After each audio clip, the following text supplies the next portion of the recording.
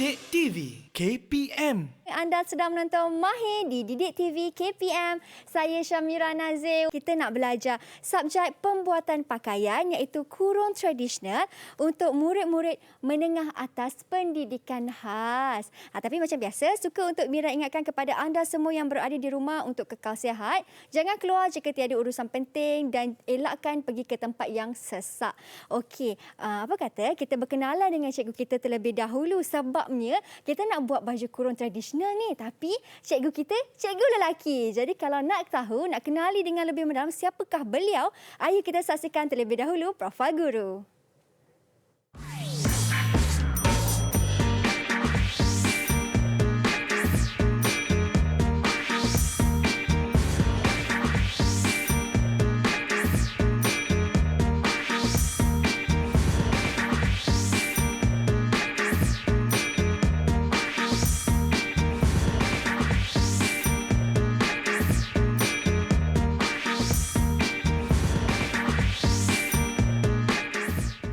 Assalamualaikum Cikgu Supardi, apa khabar? Waalaikumsalam. Sihat Cikgu? Sihat Alhamdulillah. Cikgu selamat datang ke kelas Mahir pada petang ni. Ya, selamat datang. Terima kasih. Sama-sama.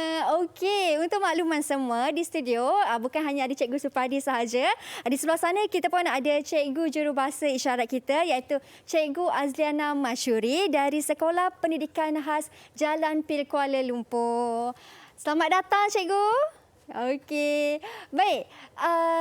Macam biasa cikgu, sebelum kita mulakan kelas, kita kena patuh kepada SOP.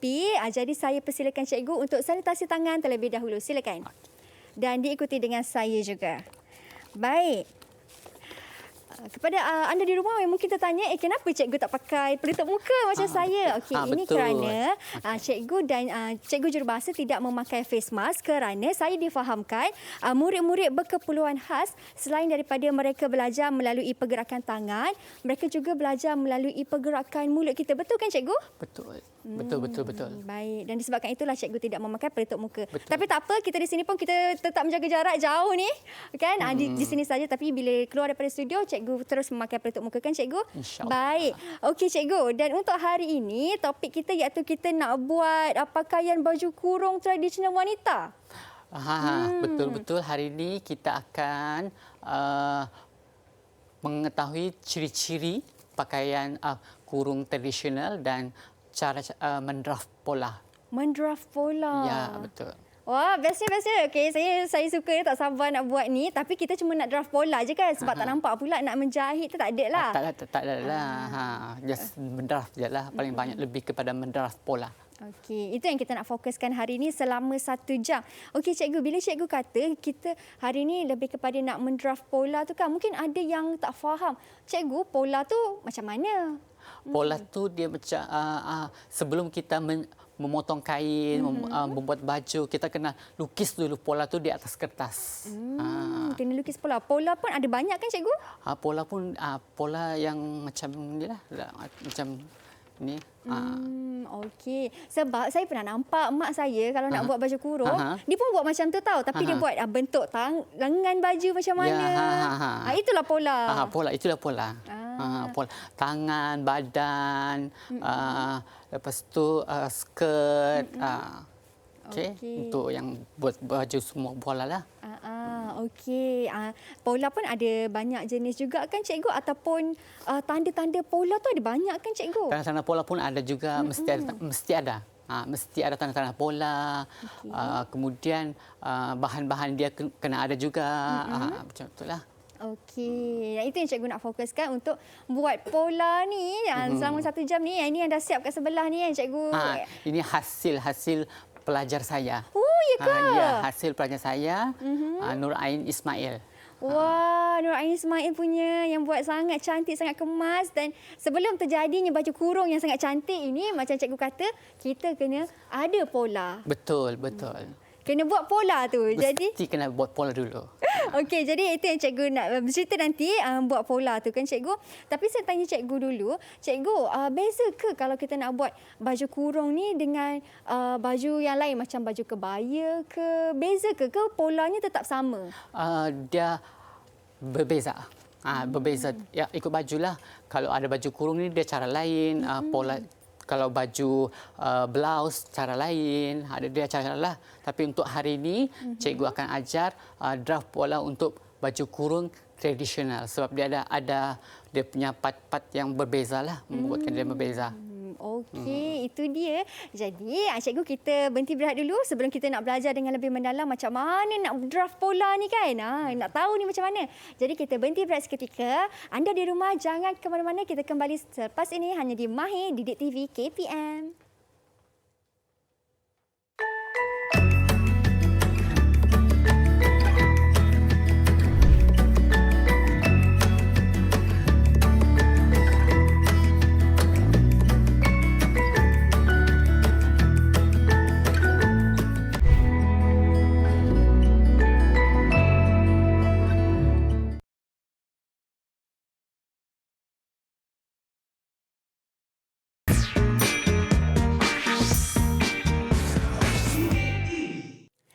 Baik, kembali kita di Mahir di Didik TV KPM. Masih lagi bersama dengan Mira, Cikgu Supardi dari SMK Pendidikan Khas Persekutuan Pulau Pinang dengan pengalamannya 13 tahun mengajar. Jadi pengalaman mengajar 13 tahun ini yang nak diguna dalam kelas Mahir kita hari ini, Cikgu. Ya, betul. Okey, Cikgu, tadi Cikgu dah terangkan sedikit lah kenapa kita kena buat pola, kepentingan dia kan. Dan sekarang ni Cikgu nak terangkan pula di situ ialah apa tu, Cikgu? Ini adalah ciri-ciri pakaian baju kurung tradisional. Ciri-ciri dia dah. Okey, saya terangkanlah. Boleh, Cikgu. Okey, saya mulakan sekarang. Okey, ciri yang pertama ialah lengan. Okey, lengan. Okey, ciri yang pertama lah lengan dia mesti ada. Okey, yang kedua, mesti ada badan. Okey, mesti ada badan.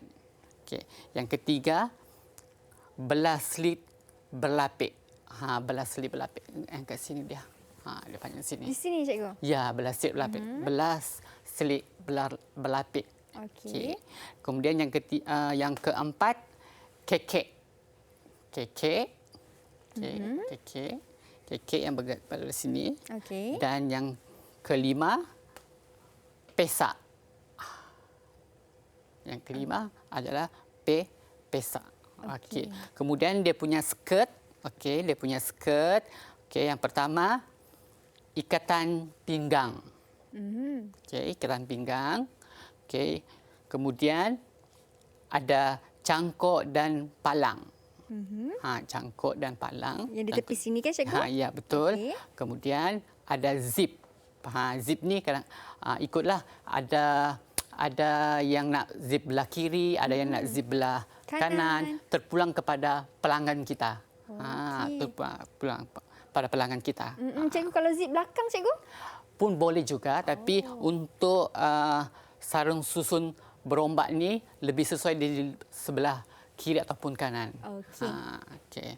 Kemudian zip dan yang terakhir sekali sarung susun berombak. Kalau nama lain dia adalah kipas kan? Kipas. Betul. Tahu. Betul. Itulah adalah ciri-ciri dia lah yang ni.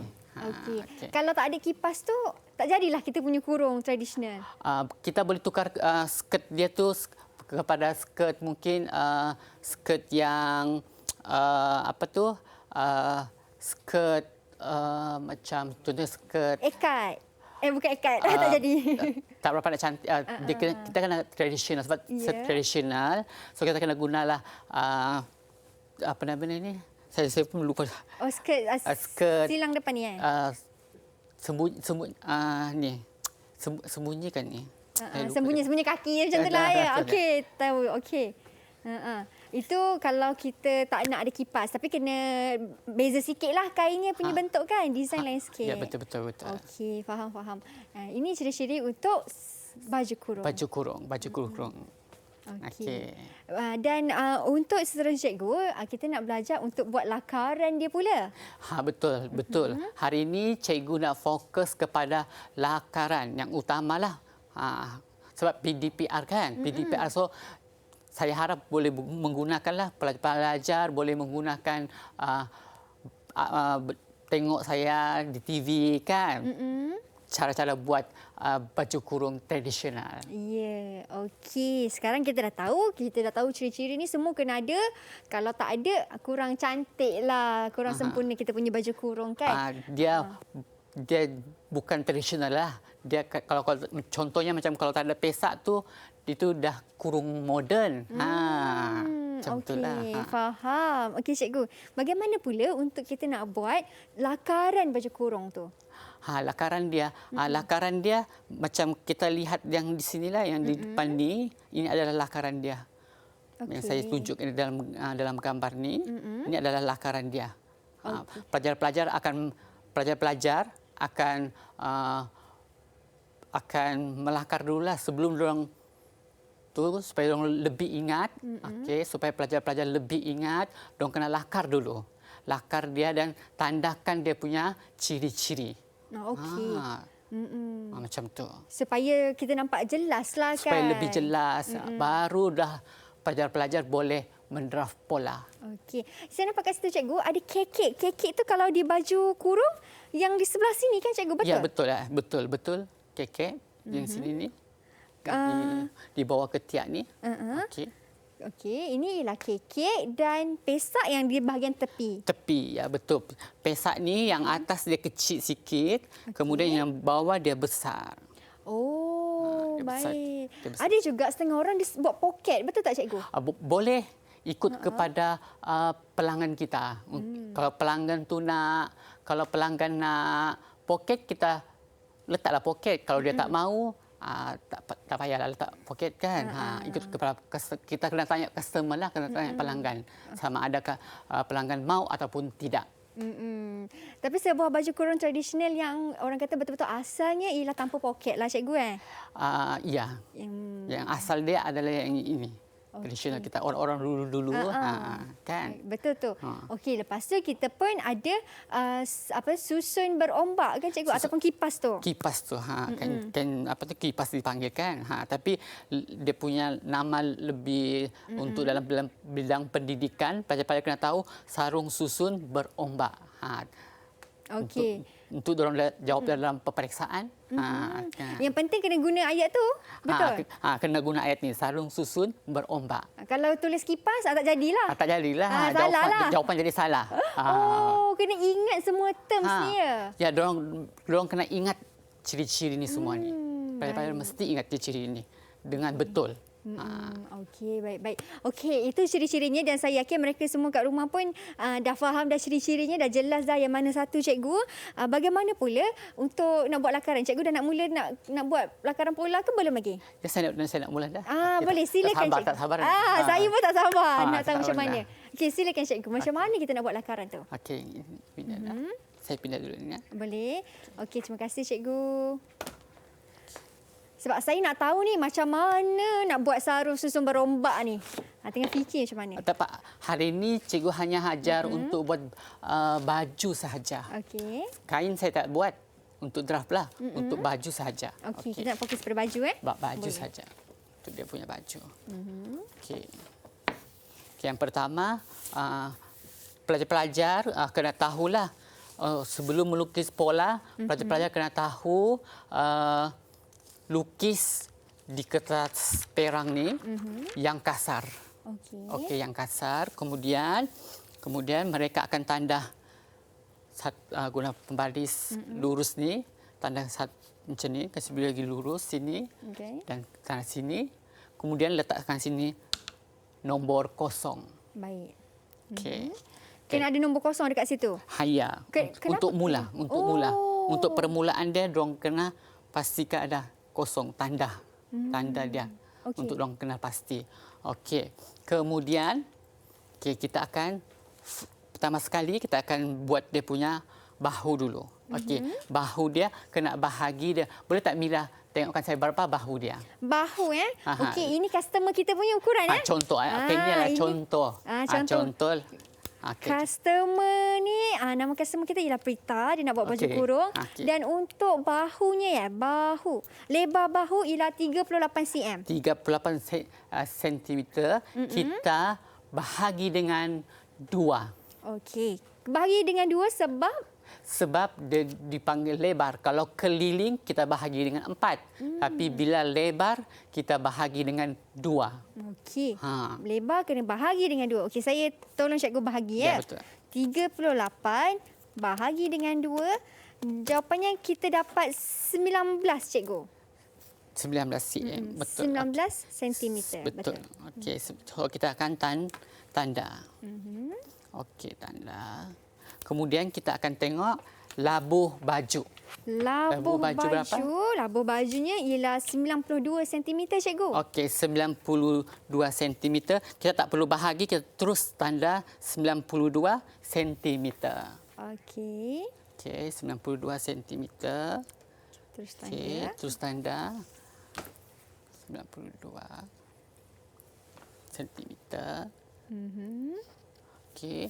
Kemudian kita ambil pembaris sesiku. Okey, kita pakai sesiku ni untuk meluruskan garisan labuh baju dia. Okey. Okey. Ini kita panggil pembaris sesiku L ke macam mana cikgu? Pembaris sesiku je. Sesiku Oh, saja. okey. Sesiku. Okey, kemudian daripada bahu ni kan tadi berapa tu? 19.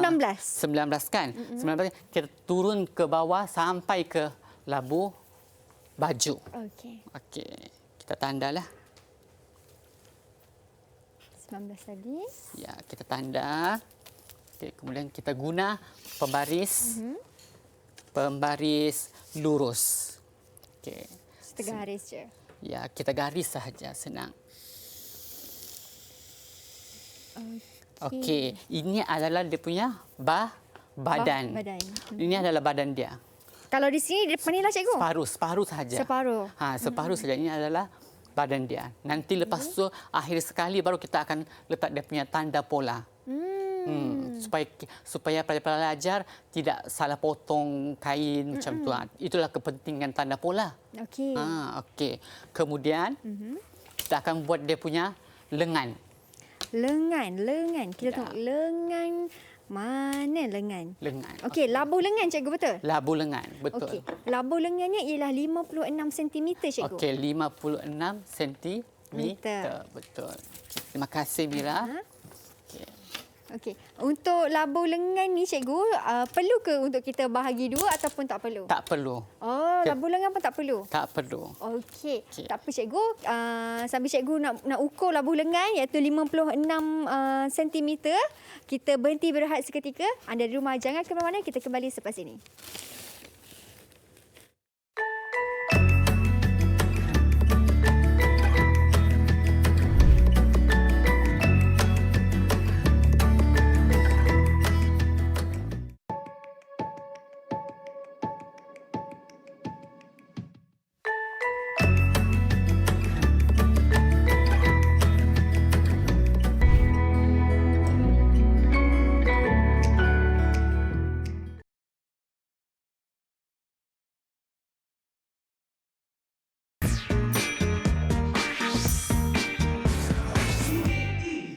Baik, kembali kita di Mahir di Didik TV KPM. Hari ini kita nak buat pembuatan baju kurung. Betul cikgu Betul. Okey cikgu, ada segmen ketiga ni. Tadi cikgu dah buat draft lakaran kan cikgu? Tadi kita berhenti di dekat lengan. Betul, di labuh lengan. Okey, betul, labuh lengan. Okey, sekarang kita sambung ke dia punya keliling hujung lengan dia. Okey. Okey, keliling hujung lengan dia berapa? Keliling hujung lengan dia ialah 30 cm cikgu. 30 cm. Kita bahagi dengan 2. Bahagi dengan 2. Berapa tu? Kalau bahagi dengan 2, 30 cm bahagi dengan 2, dia akan jadi 15 cikgu. Okey, 15 cm. Kita akan tanda 15 cm. Okey. Kemudian daripada sini ke sini kita tambah 1.5 cm lagi. Tambah 1.5. Kenapa cikgu? Untuk dia punya keruk lengan dia. Oh, kalau di sini maksudnya kalau penambahan tu akan berada di mana cikgu? Ada yang dia lurus sahaja, ada yang yang ada yang dia lurus saja, ada yang dia keruk lengan dia lebih besar daripada lengan dia. Tengok kesesuaian dengan badan pelanggan lah. Okey. Tapi kalau saya selalu dengan pelajar-pelajar saya suruh tambah 1.5 cm daripada keliling hujung lengan. Okey. Okey. 1.5 cm. 15. 15 kat situ. Okey, 15. So, jadi 16.5. 5. Okey. Kemudian kita sambung. Okey, sambung menggunakan garis lurus. Dia sambung. Okey, kita sambung. Okey. Memang kena sambung kan cikgu? Mesti kena sambung. Okey. Jadi siap dah tangan. Okey, badan dah siap. Okey dah. Siap dah tangan badan. Kemudian ini pun dah siap dah. Lengan dah siap dah. Sekarang kita buat pesak pula. Pesak. Okey. Ya, pesak ni. Pesak dekat tepi cikgu. Pesak. Pesak kat tepi ni. Tepi yang ke sini kan. Okey. Untuk pesak yang atas, dia ada pesak atas dengan pesak yang bawah. Okey. Untuk pesak atas ni, okey, contohlah customer tu kita letaklah dalam 5 cm. Okey, 5 cm. Okey. Okey, 5 cm. Okey. Kemudian yang di bawah tu, okey, kita letak dalam 8 cm. 8 cm. Okey. Bawah memang kena lebih lebar daripada atas kan cikgu? Kena sebab kan pinggul kan ada lebih besar daripada dada macam tu. Okey. Wah, kita letak 8. Okey, 8 cm. So kita hanya sambung saja. Okey, sambung. Macam biasa kena sambungkan. Okey, sambung. Okey, sambung.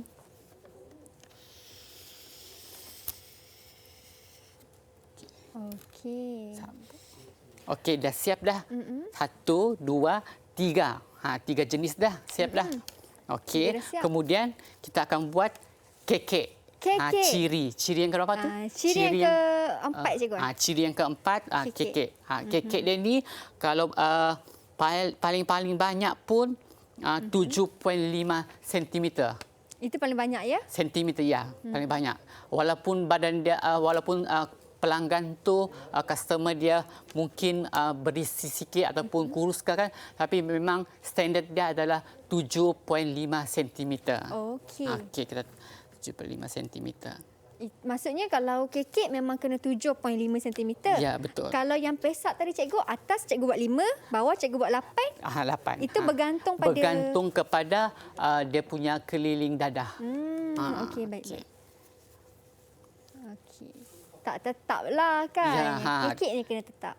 Ya, betul. Okey, kemudian kita sambung saja menggunakan pembaris lurus. Okey. Okey, pola kita dah siap dah. Okey.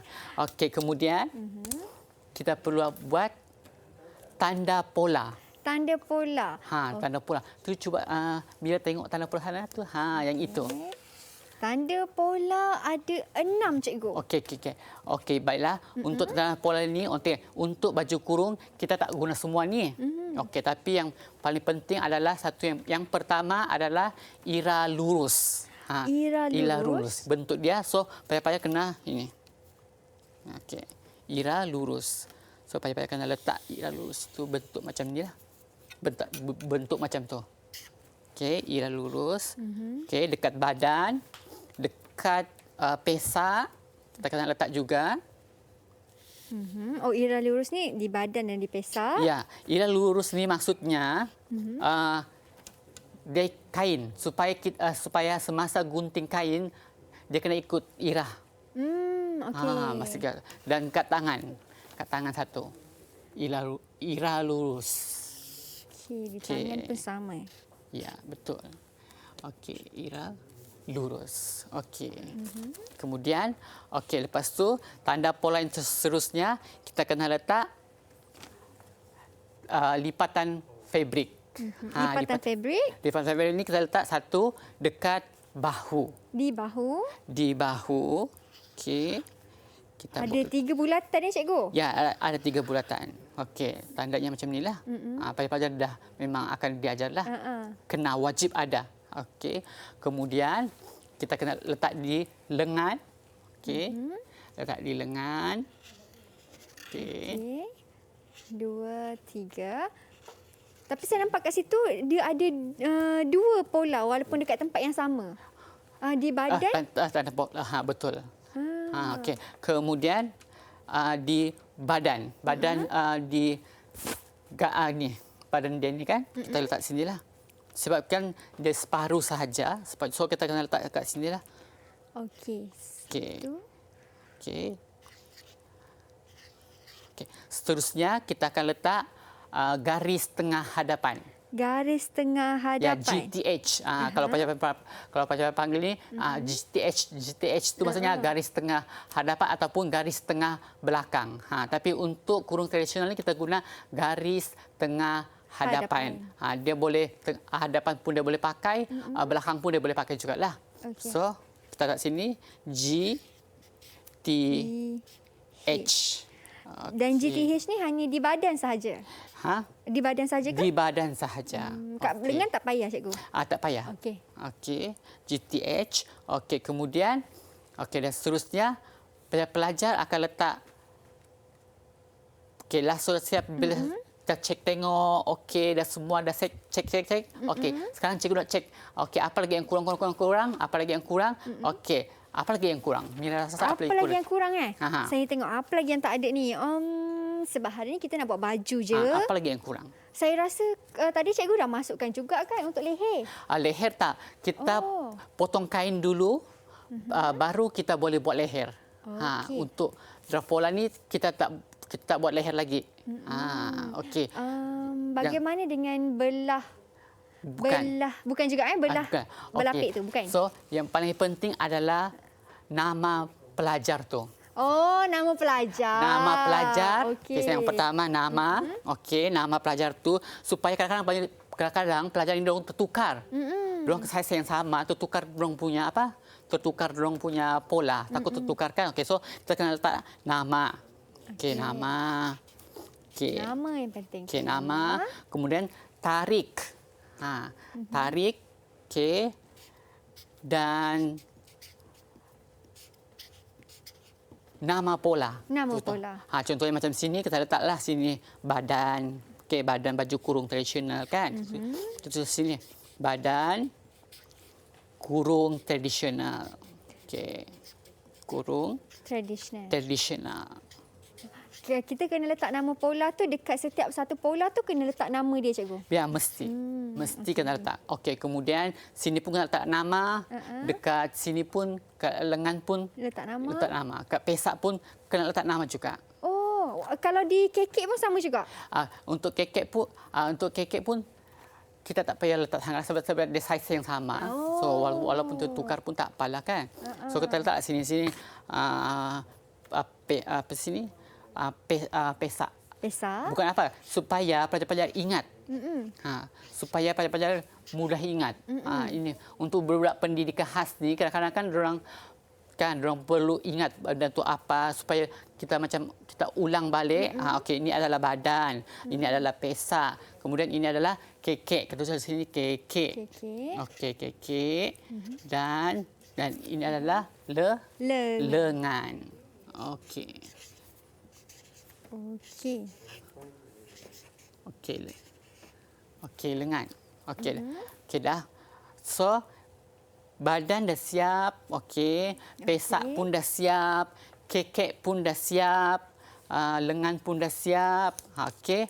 Dan tanda pola pun dah siap, nama pun dah siap, tarik pun dah siap. Dan barulah kita boleh potong kain ataupun fabrik lah.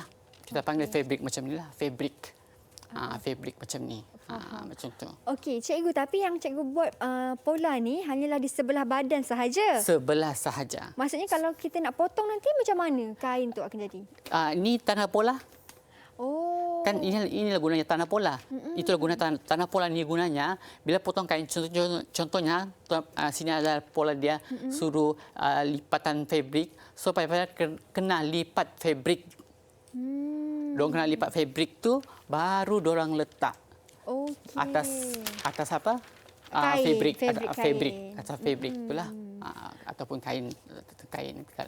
Kita menggunakan macam tu. Itu cara yang tepat sebenarnya. Kalau saya lah yang buat ni cikgu, saya terus jadikan satu baju, saya gunting terus kain tu. Salah lah cara tu tak tepat. Dan kita kena ikut juga dia punya ira lah. Ira ni kan kena betul. Ira. Kalau iranya, contohnya ira pun kena betul juga. Ira ni pastikan ira. Pelajar pun mesti tahu ira ni juga. Maksud ira ni apa. Sebab dia akan masuk dalam peperiksaan. Okey. Dia akan masuk sebelum dorang sebelum dorang amali, dorang ada juga teori. Peperiksaan teori dengan amali. Untuk pembuatan pakaian wanita ni dia ada amali, dia ada teori. Peperiksaan ada dua kali. Okey. So untuk PVMA, pembuatan pakaian wanita, kena ada peperiksaan 2 kali. Yang pertama teori. Yang kedua,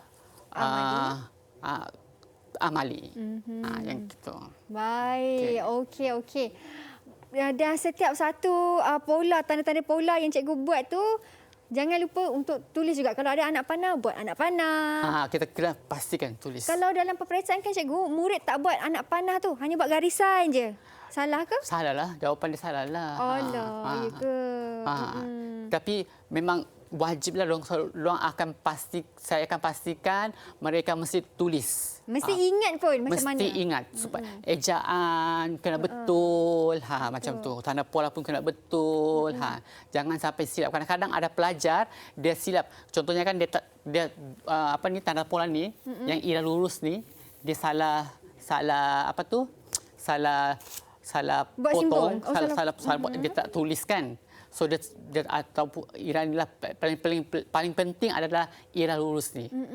Supaya dia punya kain tu sama. Corak dia sama. Corak dia sama. Kan? Ikut corak. Kalau kain kosong tak apalah, tak nampak. Tapi kalau kain yang bercorak, itu bermasalah kat situ. Nanti lari pula. Nanti tangan dia lain corak. Dekat badannya lain corak. Kat kekek dia punya lain corak. Dekat pesak dia lain corak kan. Jadi paling sangat penting sangat. Ira lurus. Okey. Jadi setiap satu simbol-simbol pola tu macam cikgu kata sangat penting, termasuklah juga untuk lipatan fabrik yang bulat ada 3 bulatan tu pun. Ya, betul. Jangan buat satu je. Mesti wajib 3. Wajib 3. Kalau buat satu je tak jadilah, salah juga. Jadi, salah juga. Okey, baik. Okey cikgu, kita berhenti berehat seketika sambil cikgu nak gunting tu. Nanti kita akan kembali lagi selepas ini untuk kita tahu pula apakah langkah keselamatan masa kita nak memotong pola ni. Jadi kita berhenti berehat seketika. Anda di rumah jangan ke mana-mana, kembali selepas ini.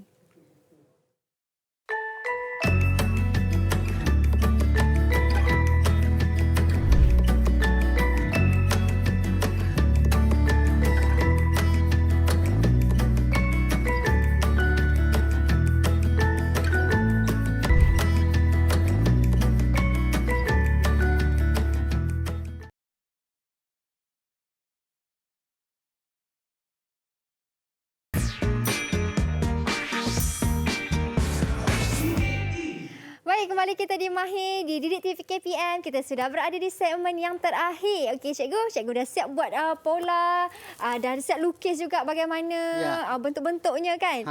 Dan sekarang cikgu nak gunting. Lepas tu kita kena gunting lah. Masa gunting tu pastikan pelajar menjaga keselamatan. Masa gunting tu pastikan gunting kena, jangan main cucuk kan. Pastikan gunting ikut garisan yang betul. Kadang-kadang saya tanda macam ni. Kadang-kadang saya tanda dengan orang, cikgu gunting yang mana? Saya ambil pen, contohnya pen merah kan. Okey, gunting yang ini. Saya beritahu lah gunting yang macam tu. Okay. Jangan keselamatan yang paling penting adalah jangan guna gunting tu jangan pergi cucuk-cucuk kawan. Main-main. Main-main kan gunting. berapa kan ada sembang-sembang, berbual kan ada bermain kan. Ya. Macam tu lah dengan budak-budak. Betul. Biasalah budak-budak kan. Budak-budak kita ni memang macam tu lah. Ya, gunting pun tajam, bahaya kan. Dan sambil-sambil kita nak gunting tu juga cikgu. Okey. Gunting pun jangan sengit, betul kan? Betul, kita kena pelajar pun kena tahu motor halus kan, dipanggil motor halus. So di sini pelajar-pelajar pendidikan khas akan belajar bukan pendidikan khas saja, sebab untuk pembuatan pakaian wanita ni bukan pendidikan khas saja. Ada juga sekolah biasa yang ambil, sekolah aliran perdana. Diorang pun ambil juga benda-benda ni lah. Tapi untuk pendidikan khas ni kita lebih kepada macam ajar ejaan dengan kita lebih menjaga keselamatan orang tu paling penting. Ya, betul. Keselamatan sangat penting. Betul. Jangan gunting terkena jari pula, bahaya tu. Bahaya. Luka. Okey. Okey cikgu. Ini saya andaikan cikgu kalau dah siap gunting lah kan. Kalau cikgu dah siap gunting, sebelah pola di satu belah badan. Untuk di sebelah badan pula kena ulang balik prosesnya ke bagaimana? Kita guna pola yang sama. Pola. Sebab kan kita lipat kain tu. Kita lipat kain ni kan. So dia akan dapat satu badan lah. Badan hadapan dengan badan belakang. Okey. Lepas tu baru kita akan buat dia punya leher. Nak buat leher tu macam mana pula cikgu? Buat leher dia tu nanti dia dah cara dia lah, ada cara dia lagi lah. Kalau Didik TV jemput saya lagi, kan kalau Pasti cikgu. Kalau dijemput lagi, mungkin saya akan buat pula tajuk yang seterusnya cara buat leher dia. Leher apa nama itu? Leher Belapik.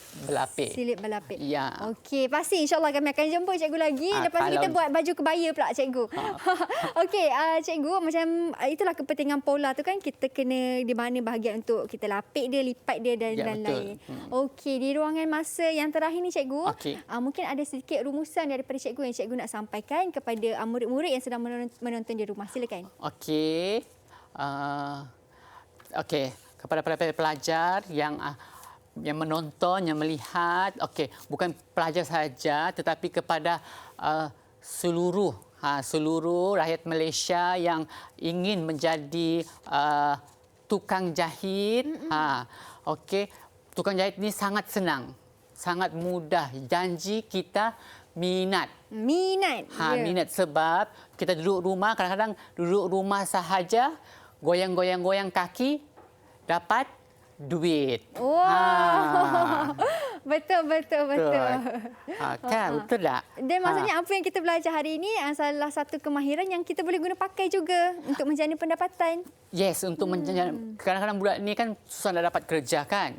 Diorang tak nak kerja, komunikasi diorang susah sikit. So diorang perlu ada kemahiran. Kemahiran sangat-sangat penting untuk diorang.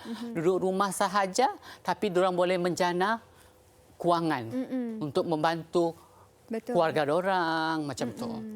Diorang boleh jadi usahawan ataupun mungkin diorang boleh kerja dengan orang lain jadi usahawan.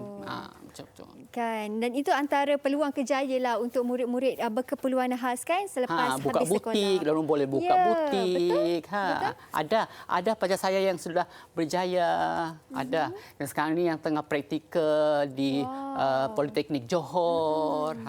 Baik, dan itu antara kelebihan lah kalau kita pun mahir kepada kemahiran Yang penting minat. Ya. Yang penting minat, macam cikgu kata lah. Yang penting minat dan rajin bertanya. Ada pelajar, dia sikit-sikit dia akan tanya, cikgu lepas ni buat apa? Lepas ni buat apa? Ada pelajar macam tu, kita kena tengoklah kesesuaian pelajar. Ikut kesesuaian pelajar tu macam mana. Betul. Okey, macam cikgu katalah. Yang penting minat, rajin bertanya, insya-Allah pasti ada jalan untuk kita. Insya-Allah berjaya. Betul. Kadang-kadang dia tak kisahlah. Kadang-kadang kalau yang umur yang sudah lebih habis sekolah pun boleh juga belajar benda ni. Yang first perkara pertama yang perlu belajar adalah kurung tradisional. Memang macam saya dulu pun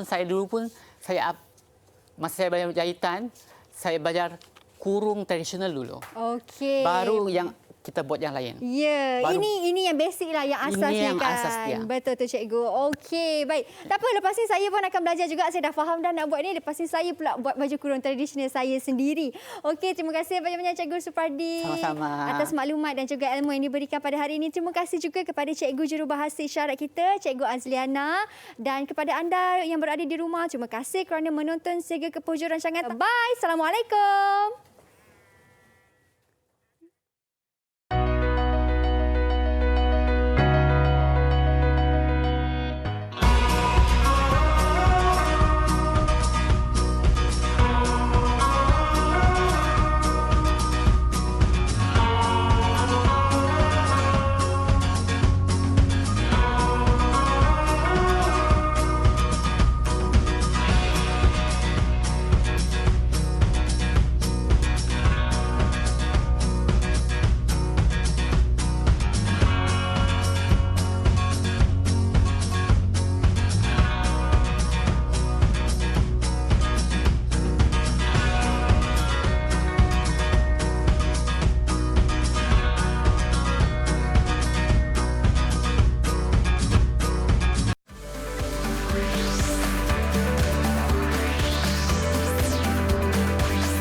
Didik TV KPM